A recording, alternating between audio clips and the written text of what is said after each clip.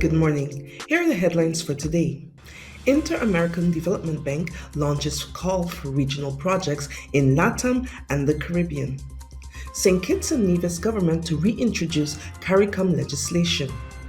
In Puerto Rico, a small town takes climate action into its own hands. The Inter-American Development Bank has launched a call for proposal for the Regional Public Goods Initiative in Latin America and the Caribbean, which supports regional projects involving 3 or more countries.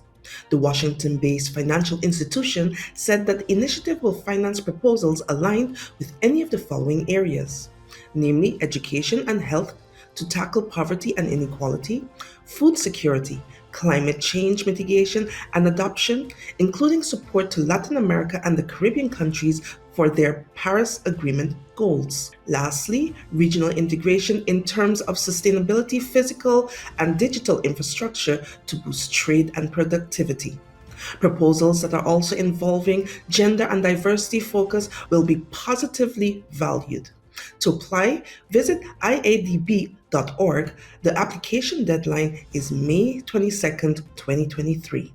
To read more on this article originally by CMC News, go to CaribbeanNationalWeekly.com. The Director of the Department of Consumer Affairs, Mr. Paul Quealy, says that the efforts made by the St. Kitts-Nevis Government to reintroduce and pass the Caribbean Community CARICOM Consumer Protection Bill will significantly increase protection measures in the Federation and participating member states. Speaking in a radio program, Quealy said that the passage of the bill will strengthen consumer protection. Supermarkets can be fined for not displaying prices, having expired goods, or refusing to refund customers money when in breach of Consumer Affairs Act.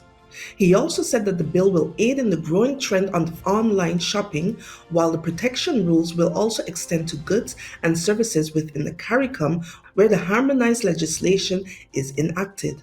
To read more on this article initially by CMC News, go to CaribbeanNationalWeekly.com. In Adjuntas, Puerto Rico, local residents bearing flags and placards marched through the small town, jubilating to celebrate a new cooperatively owned solar microgrid, which had just been installed in the town center. Puerto Rico has residents dealing with frequent power outages even when the weather is good. Hurricanes bring the prospects of weeks or months without electricity, and the threat to the island is only growing, with such storms becoming more severe due to climate change.